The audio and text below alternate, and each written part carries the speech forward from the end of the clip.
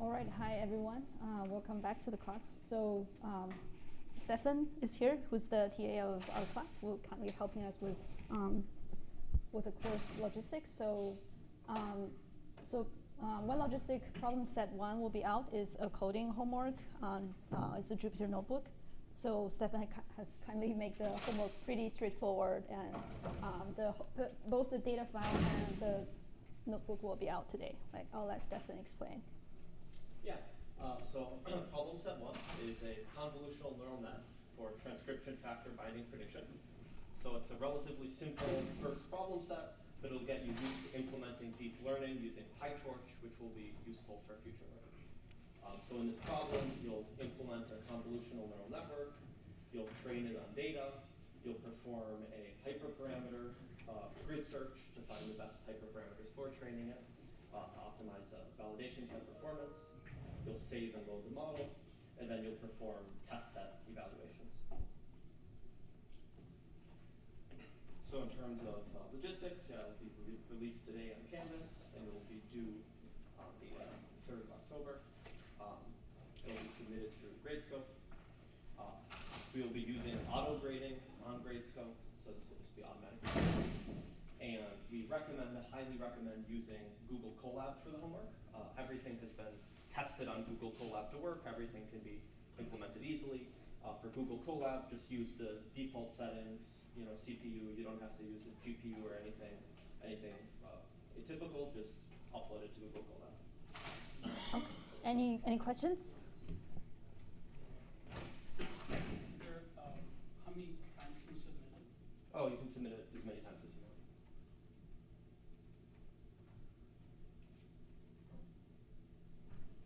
What will the grade be based on, like the accuracy of the test set, or?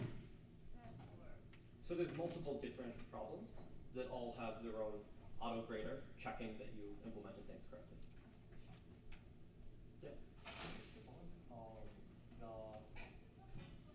Are we supposed to use certain libraries, so for like the libraries provided by the Colab, or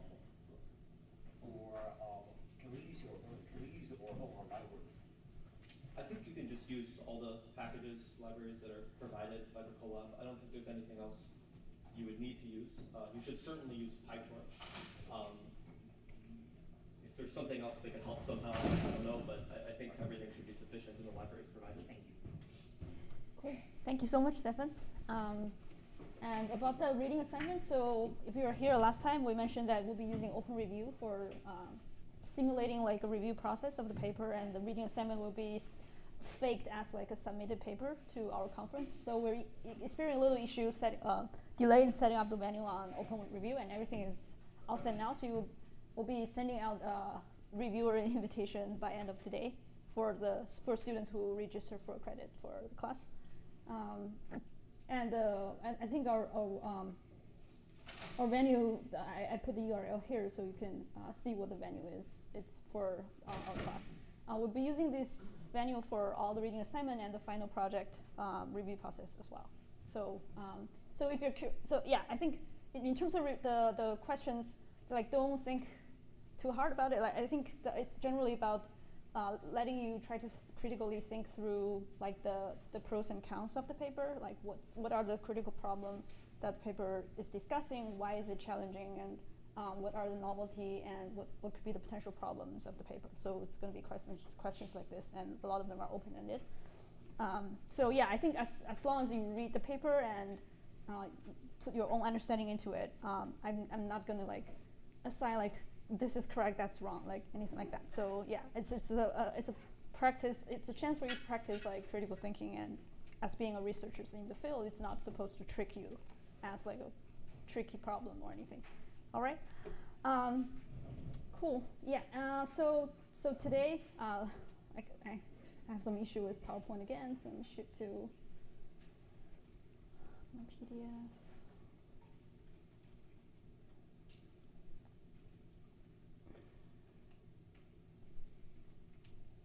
All right. So last time we talked about another family of model for sequence. Especially at the end, we talk about state space model, which are like very advanced, highly efficient model for a long context range.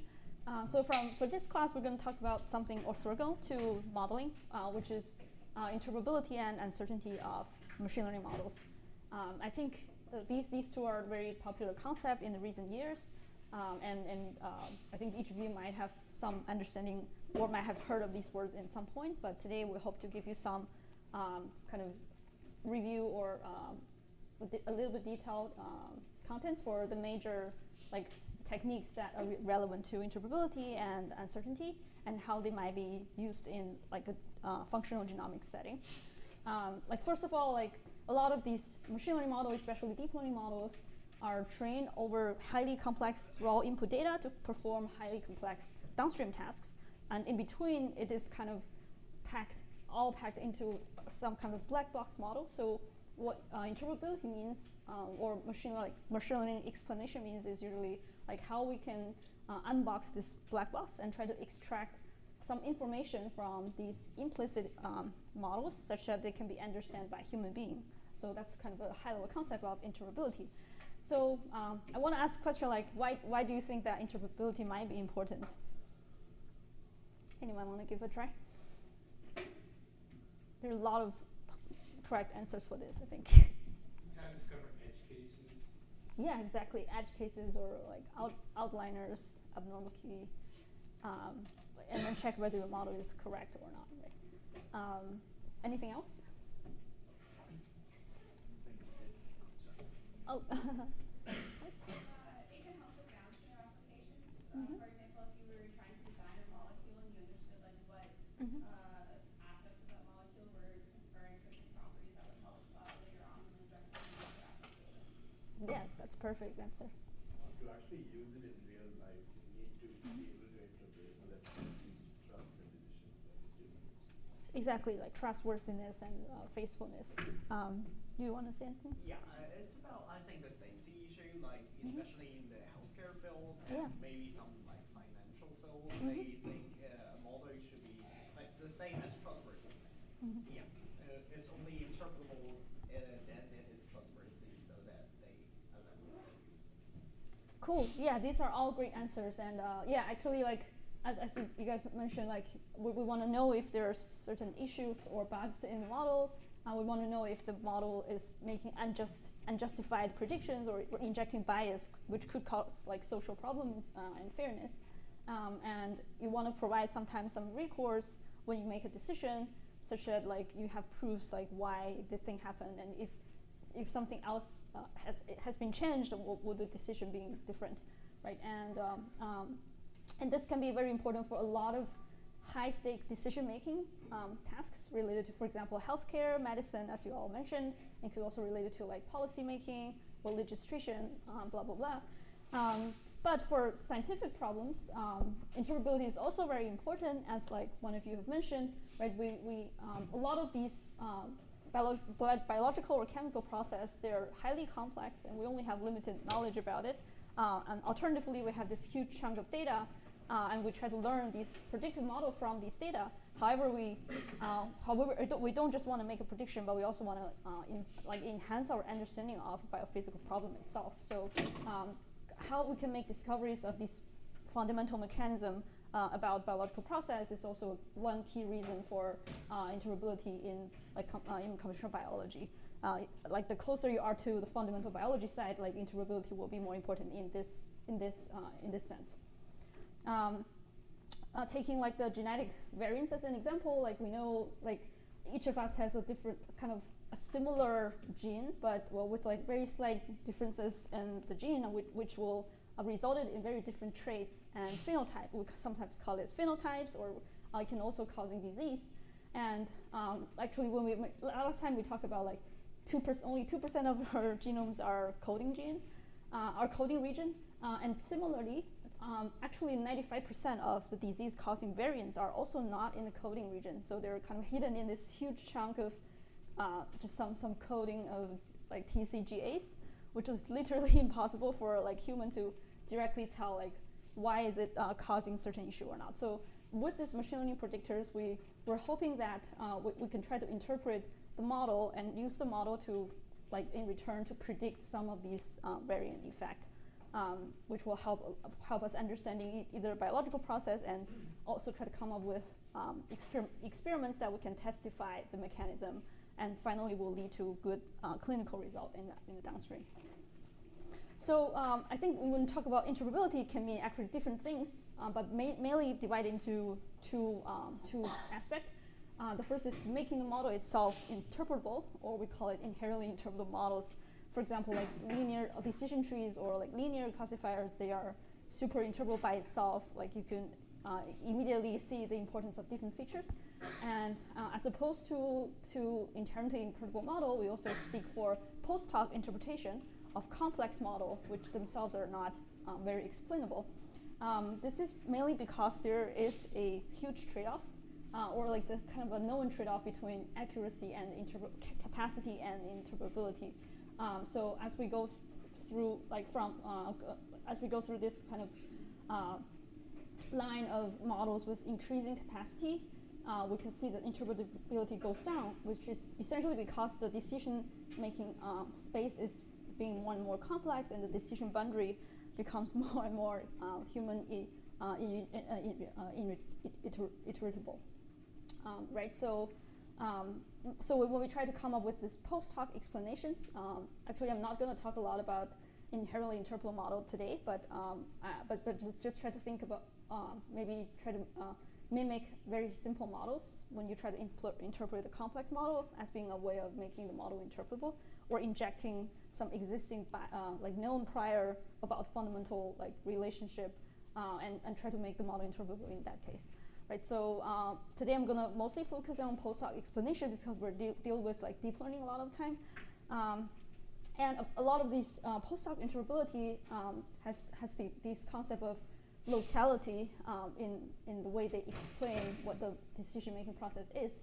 Whereas you can see that with this global landscape of the function being pretty complex, we can either try to understand the entire like landscape of this decision-making, the landscape of this loss function, or basically in a high level, like which are the important regions and what the model prefers, which kind of we can consider is more of like a global interpretation, whereas we can also zoom into a very detailed like single layer or neuron of the network, or also try to zoom into a single input, where the input is given and some output and decision is made with the neural network, and try to understand why such decision is made for that particular input. So basically we can go in from very super local to our input explanations to very high level and global interpretation of the model. And there's also like a very, very long timeline on how things are evolved, starting from a very kind of naive approach, trying to poke inside the deep learning model directly. Right, so another like demonstration of like why local makes more sense is because like in this highly complex decision boundary, it is very difficult to kind of using a simple descriptor for this kind of function, right? So usually what we do is we kind of try to only focus on the neighborhood of a given sample or a given small like space and try to interpret things from there. The slide you mentioned, like that people look at specific neurons. Is that used widely? Like, why would someone look at specific neuron in a network? Yeah, I think it's a great question, and it's actually on the earlier like series of work that try to interpret a deep learning model itself, where people just try to like if you think about our brains are kind of neurons that have different receptor field, which kind of capture some patterns. So the earlier in the interpretability days, people try to directly poke like to check if the neuron is capture features they want or not, which actually proved to be not very like meaningful at the end. So and therefore there's like later on we have a lot of like follow-up works that focus more on decision-making interpretation and more like local interpretation with respect to a particular sample, which is more interpretable and easier to follow. But still, I think these ones tells you very faithful information about what the network prefers, right? So I will talk about this methodology in a minute. So maybe we can talk about more details there. But in general, like you can consider like on the left-hand side, we just want to know faithfully what the model likes, what the model think about things. And on the right-hand side, we're think about how the model performs under a real use case, under like a real example and prediction task. Is that answering your question? Cool. Yeah. So we're gonna talk about a kind of a very different series of methods. I feel like I wanted to kind of categorize them based on these map of like from try to poke model more or and to like try to poke the input more. So we start from the most left-hand side where we can directly visualize what the model is thinking. So this is the very kind of one of the earliest interpretability paper on convolutional neural nets. And what they did is very straightforward, just visualize the inside of the neural activations, and they try to visualize either the weight matrix of these convolutional filters, because weight matrix are trying to kind of detect positive or negative patterns, and some of these weight matrix themselves, you can see that clearly this kind of like a edge detector, right? So things only falling under this edge will give like a super high or low weight, and it's kind of detecting a drastic change of context. And in the higher level neurons, they also kind of see the weights starting to capture some mid-level features. And people also try to visualize the activation of these feature maps, which gives also like information about what's in the input that activates a neuron. And sometimes you can see some pattern. But still, these patterns are quite abstract, I would say. And it's hard to tell like what this particular neuron is used for. Like, what is it used to predict to predict what? And there's also, like as I said, you could also try to analyze what an activation in the neural network looks like, and try to map that activation back to the input. So there's strands of work that try to like deconvolve or try to backprop the activations from a certain neuron back to the input. But again, like you can pick any neuron in neural networks, or you can just make a guess of like which neuron is important, but it's still like it's not very specific to explaining a particular decision-making process for an input. So it's still like just poking the model. Is this what the filter itself ended up looking like after training, or is this like the hidden embedding translated to regular space? So this is the filter, this is the weight matrix, and this is the activation, but deconvolved through certain way, and which I will talk about later. But there's also, you can also see earlier days, their figure just showing the activation of the feature maps. And the activation should look sometimes very similar to filters because they are extracted by filters.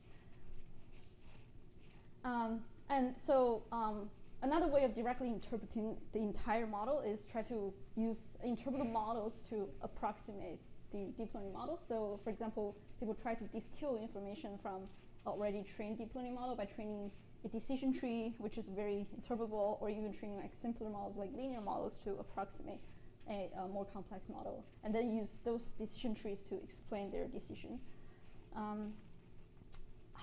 Yeah, but as I said, still like these methodologies, they kind of give you a high level like summary of like what a model might prefer, but it's not really useful. Like we still can't say anything like or use these kind of interpretation to help us like making better decisions or not.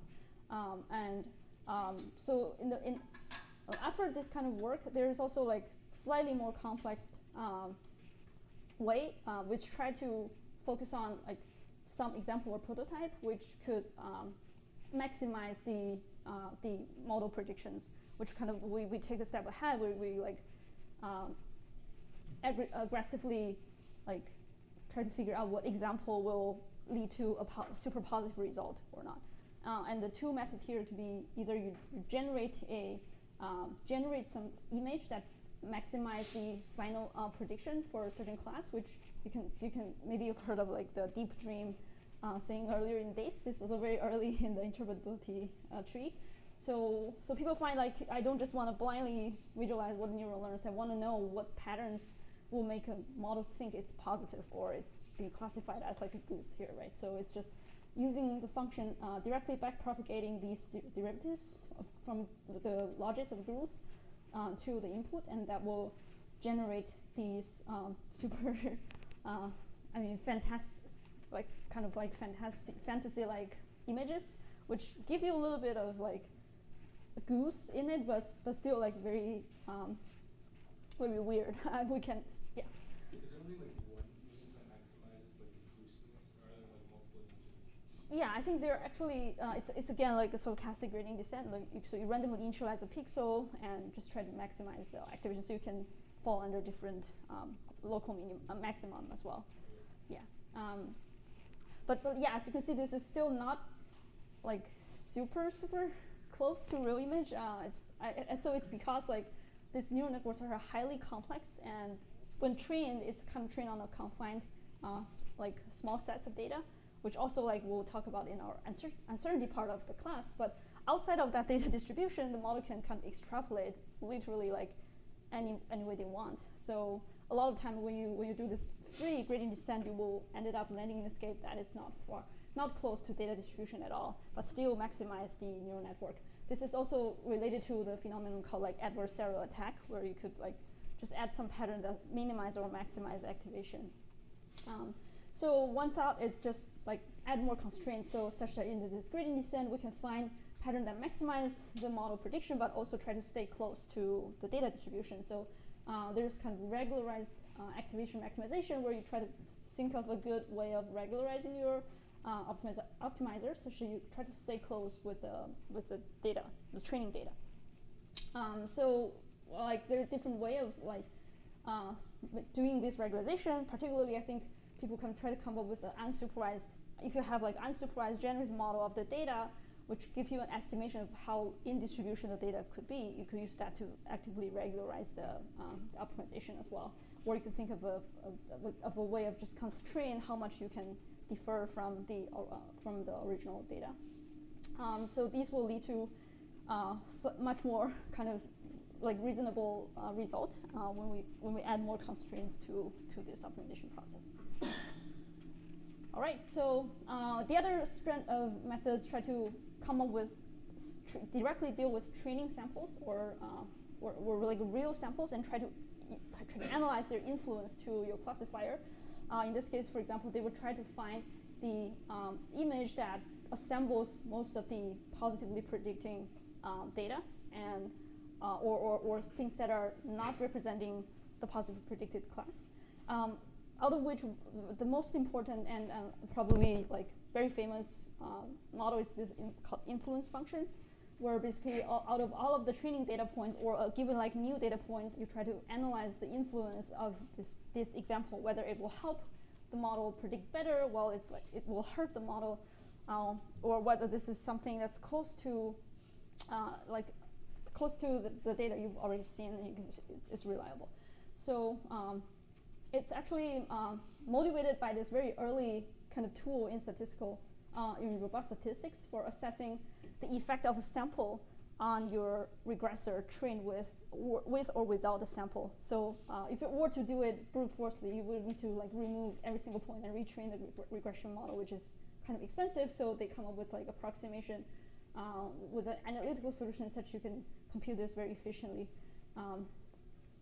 So this paper that came out in 2017, which I remember is also like one of the win the best paper award in ICML, is this influence function, which is generalized to the deep learning setting, where basically they try to you can think about this method being try to analyze how much the parameter will change if you upweight particular training point by a infinitesimal point. Like you perturb your training a little bit by adding this or by upweighting the single example, what would be the influence on your like empirical risk minimizer. And so I'm not going to go through the math, but in general they have this like Hessian function which can be used to approximate this influence function when the epsilon is kind of approaching infinitesimal, and you can also use this on a training point on the test inputs loss. So we can analyze like how much this training point affect my behavior in test time.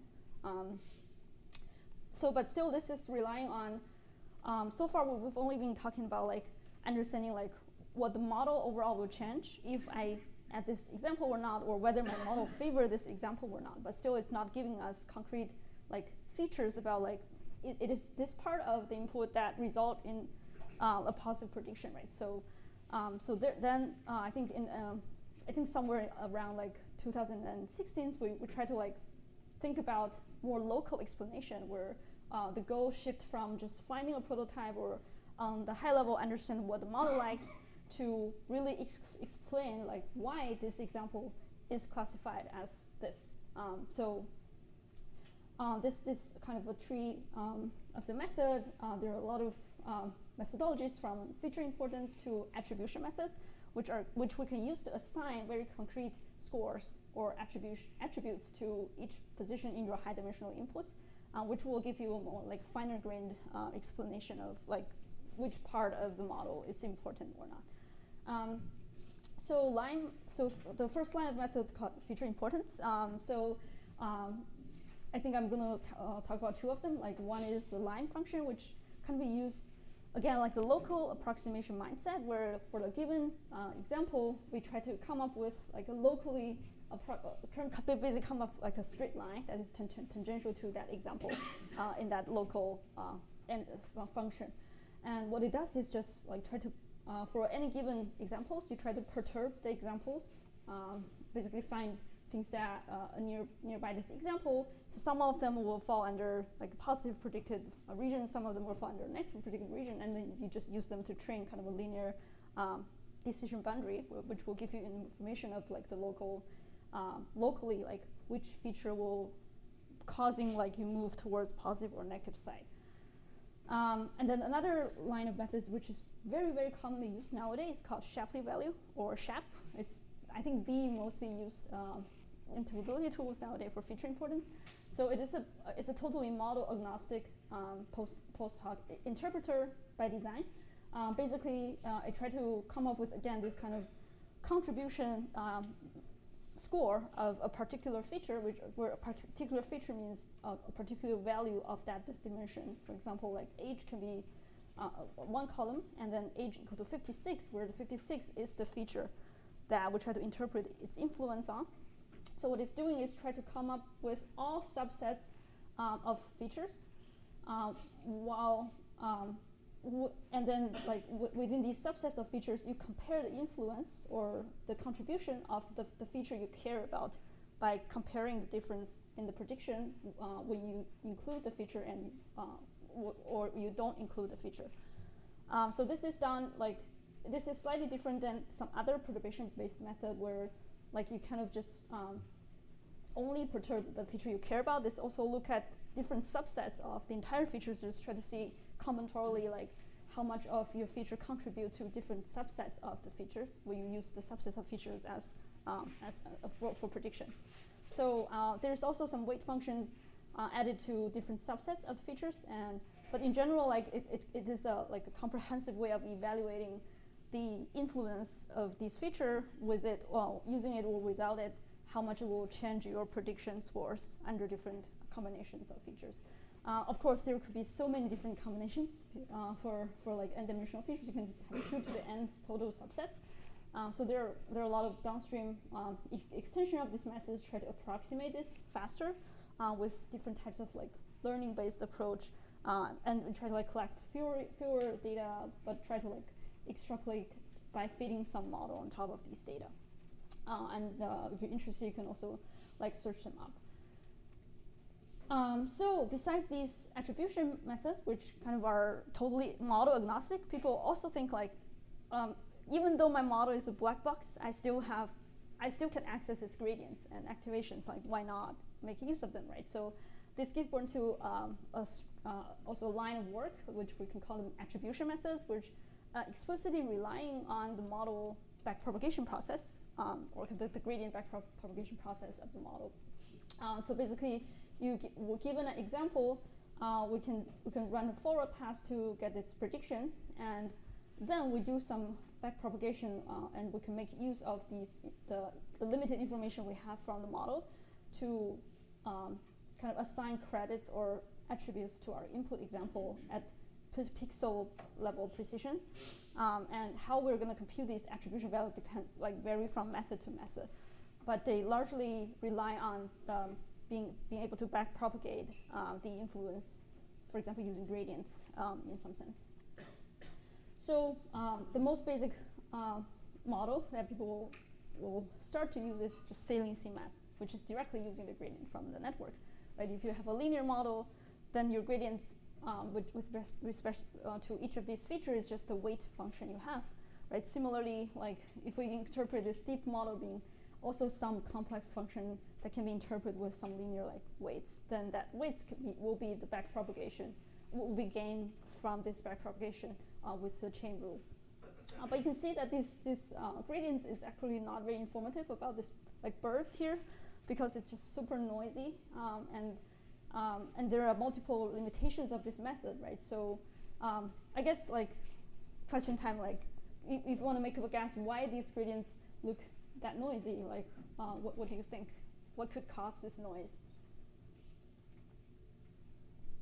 Birds could be in different parts of the image across different training images. So you mean that in the training data you can have birds from different locations? Yes. I see. Yeah, I think that could cause the model to kind of learn an average of signal from different positions. But in backpropagation stage, where if you kind of activate a value, right, you kind of have the location information local already. But I think that could, for example, with model with like a lot of dropouts, and I think what you get correctly is like the model is complex and you have these nonlinear layers that try to fit from the overall data, and this nonlinear layer can have some like residual activation that's capturing something that's not necessarily the bird. Any other guesses? Is the model just not robust? Like you just capture the noise in the data? Yeah, exactly. Yeah. So actually, the first hypothesis, I think it makes sense a lot. It's like the network can be just learning from noise, and sometimes noise can be very, very predictive. Basically, if you have different objects, you can imagine the background providing a lot of information of where your object is and what your object is. Like if you try to differentiate a wolf from husky, and maybe like a lot of time the husky is standing in front of like snow, and you can just differentiate like if there's snow or not in the image, and you can get a very accurate husky detector. So that can be one cause. And so if we're going to solve this problem of like noise, what method do you think you can use to modify the gradients?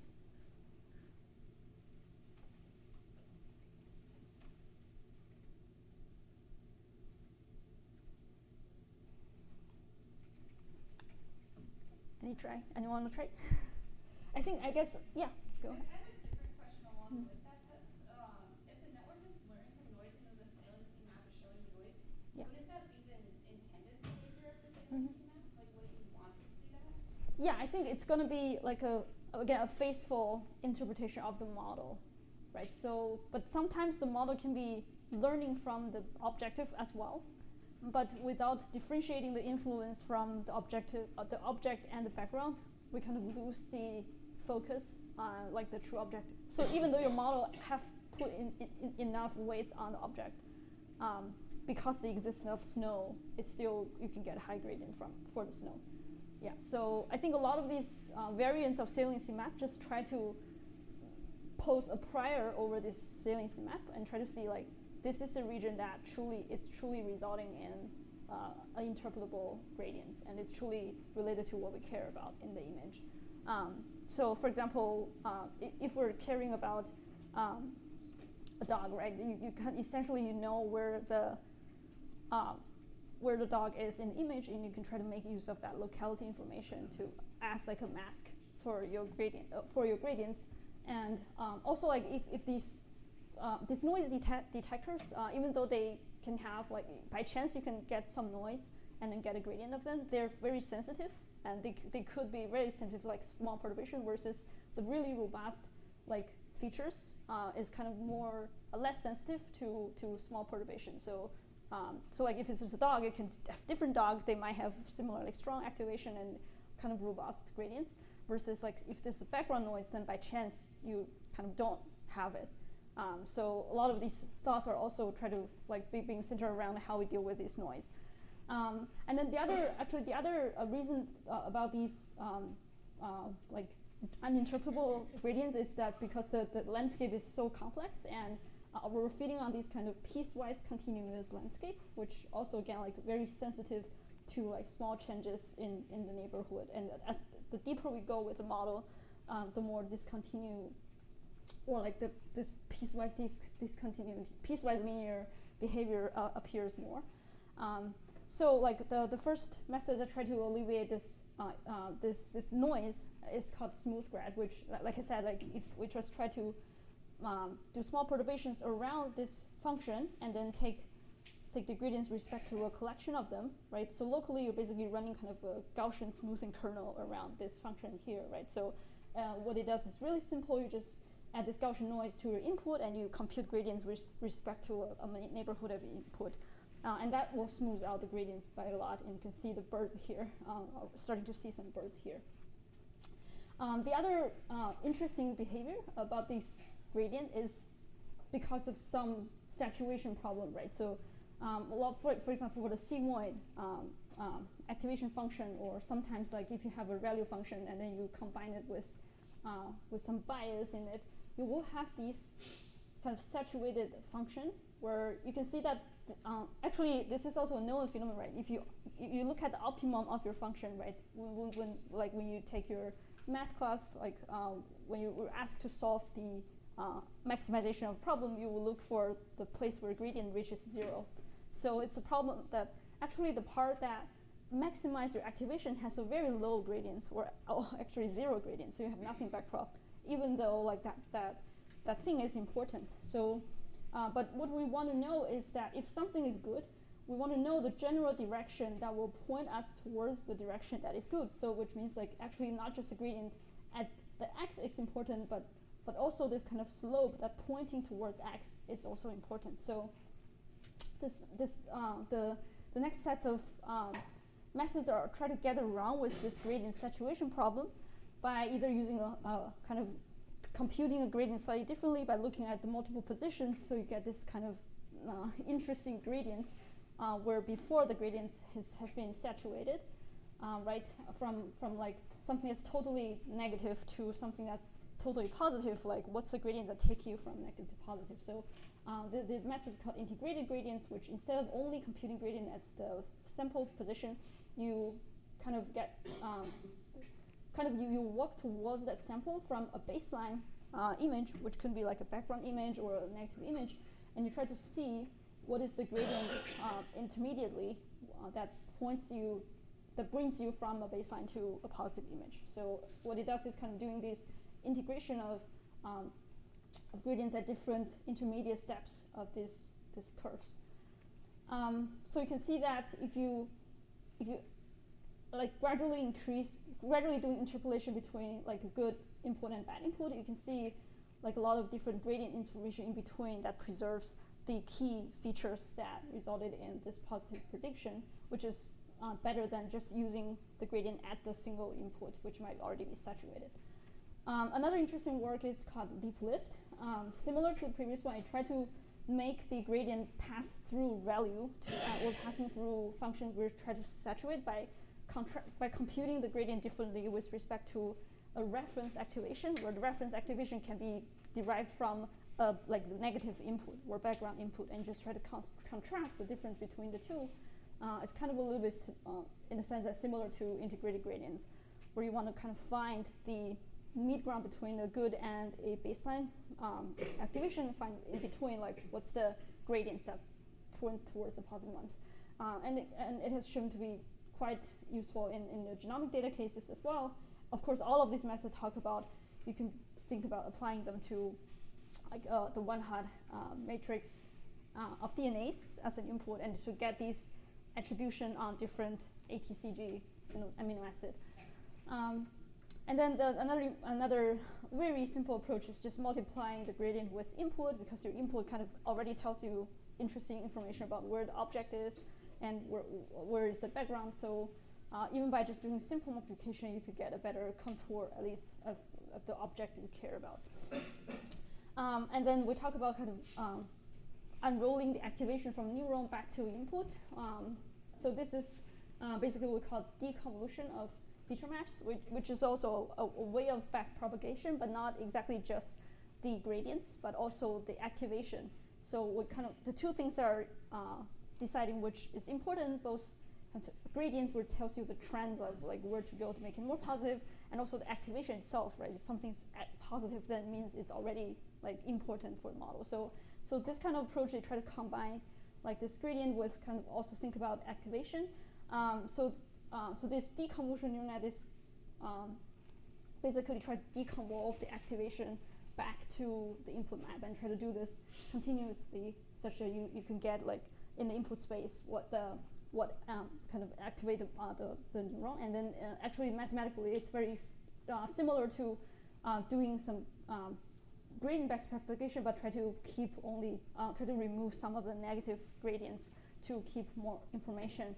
And there's also like guided backpropagation, which try to combine the activation and the gradients. So instead of just keeping the positive gradients, it also try to keep the position where the activation is positive.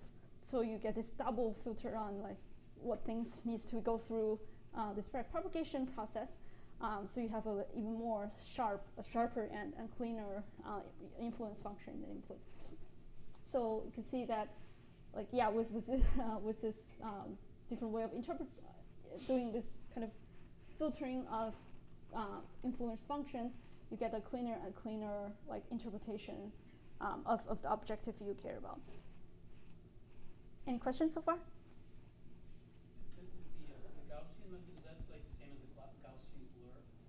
Or did you add it to the image, the Gaussian? Yes, you add it to the image, but you get the gradients back, and you average the gradients together. Yeah. All right, so so application to genomic, as we talk about over and over again, right? What we're dealing with in genomic functional genomics is this huge multimodality data, which try to kind of predict signals from DNA sequences, which are one hot encoded, which by themselves we don't know what's important or not. But with all of these methods we described, we're actually able to also assign attributes to the input. We can either assign attributes to the DNAs, which tells us like kind of the motif again, like the local patterns that contributes to maybe a positive transcription factor binding, or even like disease. On the other hand, we can also try to attribute on the signal itself, like try to like look at the particular profile features that can be signaling some downstream effect. So there's kind of one of these network called BPNet, which is try to use maybe some COMNet or a combination of COMNet, LSTM, and attentions to predict kind of the space pairwise revolutionary functions. And what we can do is to basically, given a particular profile, we can backprop through this profile and then try to use the interpretability tool we mentioned before to get these kind of attribution map over the ATCG or the one hot sequence space. And we can again visualize them as like a motif, right? As like position weight matrix to visualize the importance of like each nuclear basis in this DNA sequence. And in addition, we could find a lot, if we have a lot of different data, like positive data or data with different patterns, we can try to cluster these important features together and try to find consensus among them. This again, like give us some notion of like motifs and interesting local features, which could be giving us something that we haven't known previously just with like traditional conventional motif discovery or sequence alignment methodologies. So yeah, and then, so these motifs are also like combinatorially contributing to the decision-making process. So you could also come up with synthetic, like if you want to ask a question like how these motifs are, whether the way they're placed in a sequence matters or like the spacing between them matters, right? If there's any combinatorial rules, one way we can do is we just fake experiment. We can try to synthesize examples with this pattern being placed at different positions and relative positions and distances, and we can see like what the influence would be to the output of the model. And in this, we can kind of come with like an in silico simulation of like perturbation studies without necessarily doing the wet lab experiment for these perturbations. We can try to see from the data already like whether there is certain patterns in terms of locality, right? In this case, there seems to be like a very strong local pattern between these two transcription factors. Like if the nanog is placed in front of OCT4, there is no activation at all. Whereas if you flip the like the location, it will have some activation, and the longer you are, the longer the space between the two, kind of the lower activation you observe. So yeah, a lot of these combinatorial rules can also be be experimentally like explained, or at least providing some like initial guess, so we can do the actual downstream experimentations. So is this the graph on the right is extracted from a model? Yes. Was it validated? Not yet, yeah. But I think these folks, they actually validated it in experiment with like CRISPR-Cas9 as well. Like once they have these in silico evidence, they will try to come up with wet lab experiments to actually validate these. And sometimes they are very accurate in predicting these rules. Cool, so yeah, so we have 30 minutes left. We're gonna also talk about another very important aspect of machine learning and also deep learning in not just computational biology, but a lot of the data, a lot of the machine learning tasks which will involve like small data or noisy data. All right, so yeah, so I think the slides are heavily inspired by a team in Google Brain. So I think they have I think they're one of the kind of starter of doing these kind of deep ensemble models, which has proved to be a very scalable and effective way of modeling model uncertainties. And I also find their slides very interesting, so I'll kind of like just use some of their slides. Basically, what do we mean by uncertainty, right? So previously, when we talk about like a predictive model, right, we want to predict y given an x, and for an input image x, what you will get is whether or not this x belongs to class A or B, which is the probability of, either can be interpreted as the probability of this image being A or B, or it can be kind of think of a deterministic prediction from one particular model, which assigns a probability to this example. So yeah, I think this got complicated when we talk about it. It's way easier when we talk about regression, because in the regression case, right, if you're using a kind of a deterministic machine learning model, we only care about getting a single readout y given x. So you have this deterministic pairing of y and x, right, in a conventional machine learning setting, and there's kind of no notion of whether this y is accurate and whether or not there could be a range of value of y's, which will differ based on what data you have for your training set. So in the regression case, it's very straightforward. So instead of only doing a point estimation, we want to have a distribution estimated on top of each example. So in the kind of one-dimensional data case, you can see this kind of this visualization where like the blue line is we call mean estimation, or it's conventionally what we estimate for each x, and this band is what we call confidence interval, which tells us besides this mean value, where else you could possibly also predict this value, if like you given more or less data. And then classification is a little bit like in the dark region, because in the gray region, because the classification model itself has some notion of likelihood. So you can think of a single prediction of like your output of your classifier model as confidence of like whether or not I think this example is super positive or super negative. But there could be additional uncertainty to your classifier, right? So because your classifier itself can be wrong, and this is the second layer of uncertainty. But before talking about these two different types of uncertainty, we also want to clarify one term which is called out of distribution example, right? So in a lot of the machine learning tasks we described previously, we're kind of making a very naive assumption that all of our test data is coming from the same distribution, from the training data, and a lot of these nice generalization or like error bound is proved under this IID assumption, independently identical distribution. Basically assuming your training data is a random draw of all the data, underlying data distribution, and you'll be testing your model on very similar data distribution. However, reality isn't a lot of time not this, because you have so many ways of biasing your training data, which will lead to a distribution shift between the test time distribution and train time prediction, or sometimes we call them a covariance shift, where basically your feature can change. Like in the DNA case, right, if you look at the DNA for different species, sometimes even the base distribution of these nucleotide bases are different. And in some region of the genome, there are like more G and C, we call it GC content, where some of them you just have like less GC content. This kind of change, this can also drastically change the distribution, the base distribution of your input features.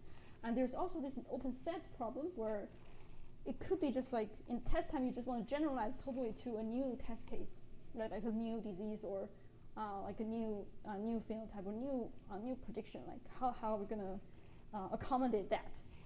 It's not like that we're gonna want the model to magically figure out how to do generalized new class, but at least you should have some you should have some expected performance once you encounter this new example, which is out of distribution. And there could be also label shift, right? For like, for basically experiment you've done at different places or facilities, there naturally like batch effect in this experiment. Even if you repeat it twice, you can have like overall higher value in the second try. So a lot of these can result in like auto distribution behavior, and this is why kind of we want a model to not only like reasoning over one particular distribution, but also try to think of different way of when you're extrapolating outside of your training data, where a lot of these guarantees or conventional theoretical proofs might be broken. So, for example, like if we train like a neural networks and we add kind of covariance shift to the model, the accuracy will like definitely drop when you add more noise, right?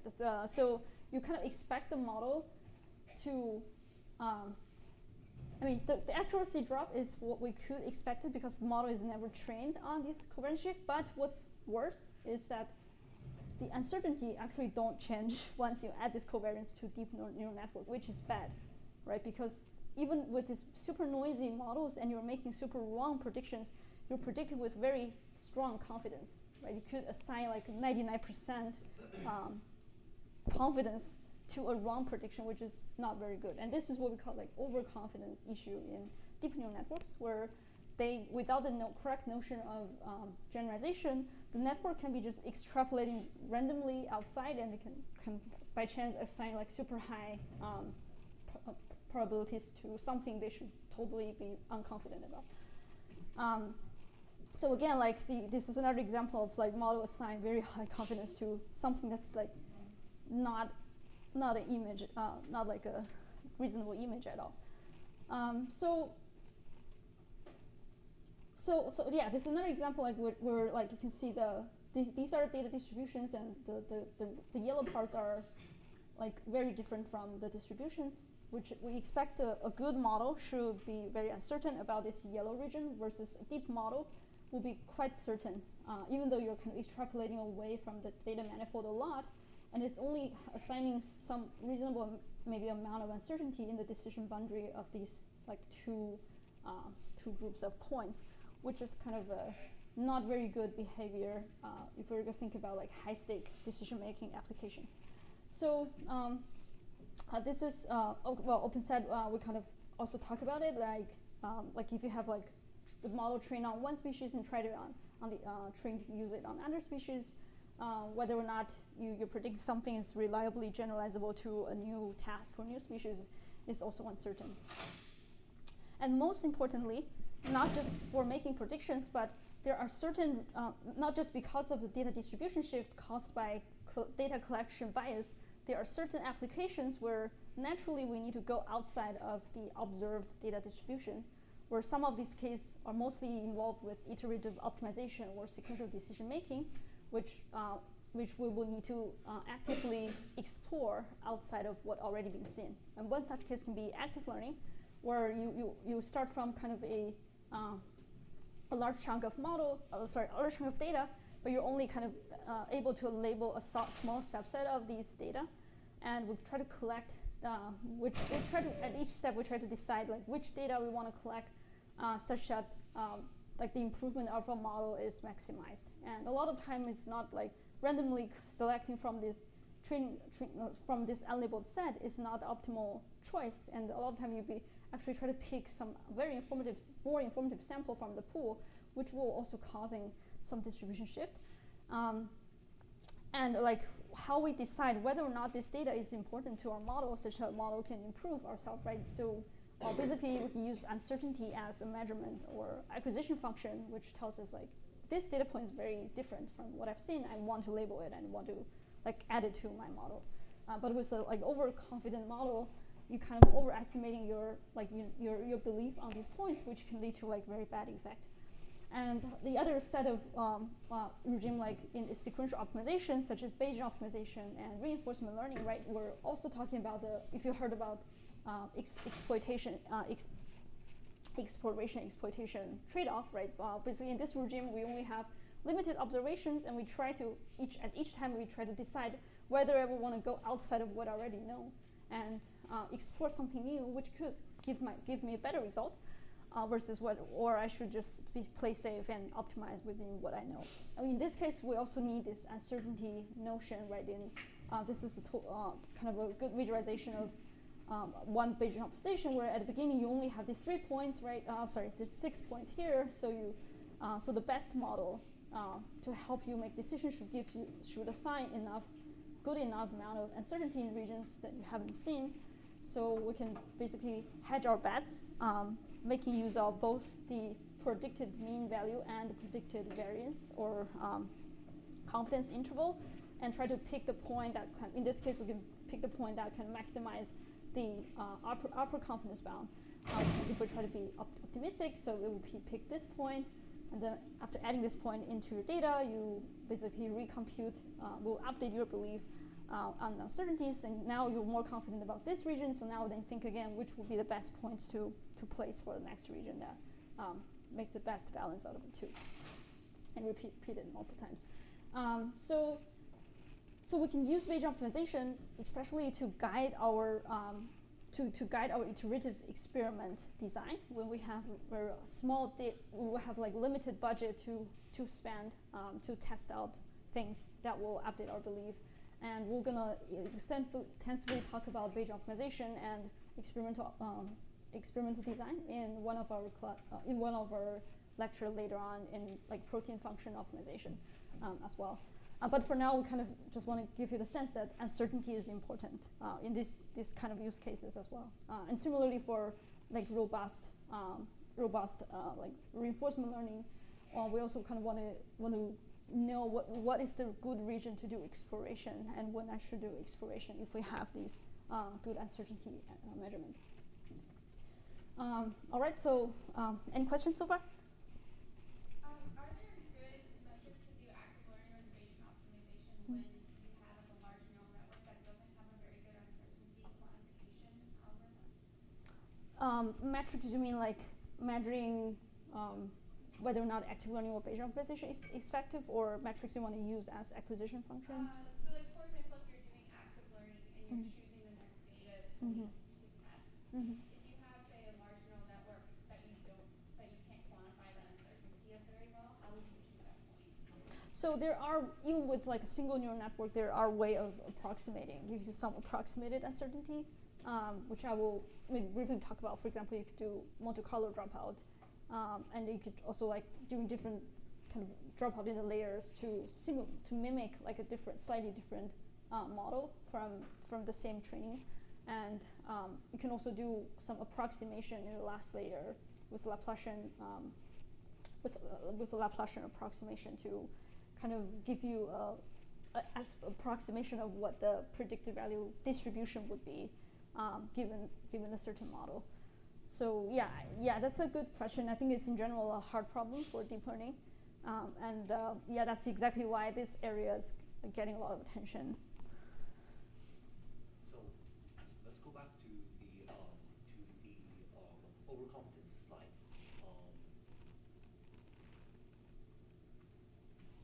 Could we have used a technique such as label smoothing to make the model less like overconfident? By label smoothing, you mean like adding? I mean, I think label smoothing only interpolate in the neighborhood of your training distribution, right? So you can make your training distribution more, smooth and less overfitting, or like in that case, you might be in terms of like reducing the variance of your model. I think yes. I think a lot of time, even reducing the variance within the training set will lead to good extrapolation robustness in the out of distribution region. But it's hard to say like how directly that will affect out of distribution. Yeah, I think in the out of distribution region, the theory is not super complete yet. For, let's say, bioinformatics data, for example, medical imaging, let's say that we want to tell whether a lung X-ray is cancerous or not. We often don't have a lot of data. The other issue that we might run into is that the distribution they change over time because of demographics as well. The what happens if instead of let's say for let's say each image labeled as cancerous, we assign a probability of 0.05 that it is not actually cancerous, and 0.95 instead that it is cancerous. So this is again like the notion, or kind of it's very easy to confuse with the notion of confidence and uncertainty, right? So that 0.95 prediction can be like a high confidence prediction from that single model. But if you train like multiple models on the same data even, it could make very different prediction if it's out of distribution. So by some chance you will get 0.5 prediction or even 0.02 prediction, and if you consider them aggregately together, you get a distribution of like how uncertain the model itself can be, like with different random initialization or random draw. Yeah, I think that's a great example of like why like you shouldn't super rely on a single model on this small data regime. Are there any like architectures that are sort of natively robust to out of distribution inputs, or is like the still most common approach like an ensemble model approach? Like what is mostly done these days? Yes, let's go to the model part then. Yeah. So yeah, I'm gonna talk about the model families from now on. But I think the basic idea is to do some sort of Bayesian learning where you kind of inject some prior. You don't focus on a single instance of a single model, but instead you have like a posterior distribution of the model, conditioned on like model trained under different draw of prior and the combination of them with the prior distribution. But before that, I want to talk about uncertainty. There are two types of uncertainty we've talked about. And then the most important uncertainty I was referring to is the model uncertainty, which is caused by inherently the lack of training data and the fact that we're training these noisy classifier over limited data. So basically it tells like, it's also known as epistemic uncertainty, and it's kind of reducible by if you have tons of data and you're never going to run like into out of distribution regime, so you have perfect knowledge about what your model should be. Otherwise, you always have some region where your model cannot cover with a single training set, and your model has to make a guess and extrapolate on that, and that your model family is very diverse. In this case, for example, you have even a linear model, you have like 3 ways of differentiating these 2 points, right? And each of them generalize very differently, like for points like here. And actually, like the more complex your model is, the more like diverse way you could make a predictor for this data set, right? And they all make very different predictions. So for some points out of here, it's naturally that the model will be having different ways of extrapolation, which leading to this model uncertainty. Alternatively, there is also data uncertainty, which is even with, if we look at in-distribution data, we also have this data uncertainty issue where the data itself is noisy. So we also call it aleatoric uncertainty. So even with a perfect model, like you cannot reduce this noise because the noise is embedded in the data. For the single X, you get multiple Y, and these Y are very different. So we also call it aleatoric uncertainty. So so when we talk about uncertainty, we usually want to add these 2 up. So we call it like uncertainty as like a combination of data uncertainty and model uncertainty. and I think there are certain models just try to naturally capture both of these. So like how we measure quality of uncertainty. So one way is looking at calibration. Basically, when you model your more uncertain, you should be making more mistake. It's just as simple as that. So for classification model, regression model, you all have different way of computing confidence interval and basically probability of like the true answer lies in between these region, right? So this probably should be correlating with the actual accuracy you observed in the test data. So basically we'll be evaluating our uncertainty quantifier with this kind of calibration curve, where if you're just about on the diagonal, you get a perfect calibration, where if you're below the diagonal, you're kind of assigning higher uncertainty. Sorry, you're assigning like not enough uncertainty for a position. You're making a lot of errors, so you're kind of overconfident. Versus things above diagonal means that you're like underconfident, where you could kind of shrink your confidence region a little bit. Okay, so as I mentioned, the natural way of we talk about this actually in the second machine learning boot camps as well, where instead of getting a single maximum likelihood or MAP estimators, why not just keep our belief about that the natural like underlying process is unknown, and there's a distribution of this underlying process, and we can make kind of a prior guess. We can put some prior belief on this underlying model distribution, which we call prior. And then when we try to train it, we try to get some way of doing a posterior estimation of these model parameters by looking at the training data, by try to combining the training data likelihood and these considering the prior we put on this model, and during training we can like basically update our belief on these parameters by updating this posterior. Right, and instead of solving a single theta that maximizes this posterior, we keep this posterior during inference, and we use these posteriors to weight different possible predictions from the model that's drawn under this posterior function, which is called marginalization, or like basically a weighting of model estimation. So this marginalization is great, but it's very, very intractable in a lot of cases, as we discussed in this third lecture. And then there are a lot of different ways of trying to approximate this, or most of the time approximate this and solve this faster. But there is one type of family, a model family called Gaussian process. Sorry about having to use PDF. There's actually a very good visualization of what the model looks like if I can show GIF.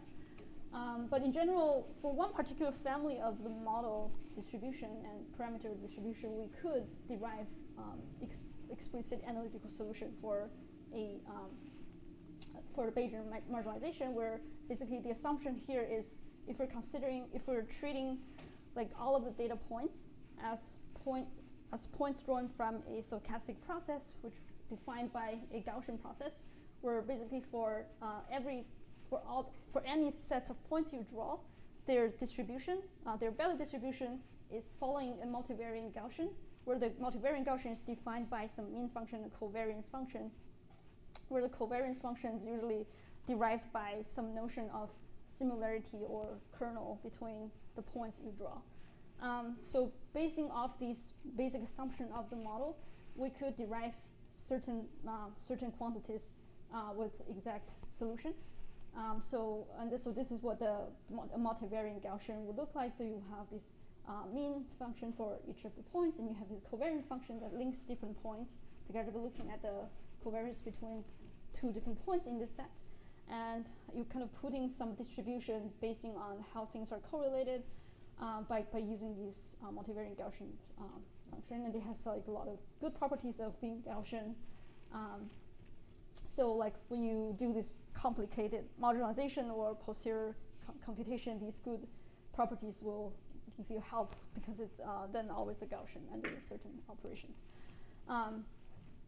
So to put it simply, like we try to define a stochastic process or the Gaussian process where each of the point x is associated with the function value f of x, and we believe for this given set of x, their function value should follow this Gaussian process, which is a distribution over these function values. So you can see here that these function values are not deterministic. They're not. You cannot assign a single value to them. You'd have to make a draw out of this Gaussian distribution, such that each draw you're making gives you a different realization of a function, basically an instance of a function from this random process. And that's where the model uncertainty is coming from. And I don't want to go into too much detail, but how to compute this covariance matrix is usually using some kernel function, which this is RBF kernel is the one very effective kernel that it can prove that this is actually can be decomposed into unlimited number of bases, which is very expressive. And you could, based on this Gaussian formulation for a given training set, right, you will be able to do some posterior estimation of these parameters. And then when new data comes in, you can then make the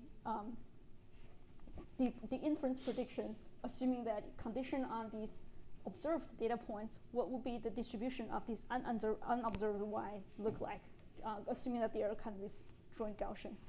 All right, so let's talk about neural network. So yeah, the issue with single neural network is you can see that a lot of time it try to learn. You can parameterize your model to learn about data uncertainty. For example, if you classify your model, you're already predicting the confidence in some degree. In a regression model, you can also parameterize your model to predict a variance, right? But that's still not model uncertainty, because a single model would only result in one predictor. It gives you no model uncertainty out of that. So how we can get uncertainty? Basically, we try to come up with a way of simulating a different draw of this underlying function for the function of this family of basically the whole entire hypothesis space of this model family. So the most Bayesian, close to Bayesian approach is called Bayesian neural networks, where you exactly using the Bayesian setting where you put your priors over the parameters. You can define maybe some normal distribution over each layer and weight matrices in your deep neural networks, and you try to make some a Bayesian inference or Bayesian posterior estimations, which is very hard. So there are different way of doing this approximation, mainly through variational inference, or even more complex these kind of Landry dynamics, which can also inspire the diffusion-based models. But yeah, I think the high-level theory principle here is you want to estimate this posterior, which is intractable, but you could try to come up with approximation of your posterior function by assuming certain types of distribution, and one of such distributions we call mean field estimation. Basically, try to say that each of these parameters their probability are kind of independent. You can model them as multiplication of different dimension of your parameters. So you can effectively, when you do this variance inference, you first try to train as normally. You try to maximize your data likelihood, and you'll also try to enforce your posterior distribution to be close to the prior distribution you define for the model, which is usually Gaussian or normal distribution. So basically, you're training this model with additional variational inference term, which is again very hard to, very expensive to compute, and making very unrealistic assumption. For example, the Q is decomposable and they're independent.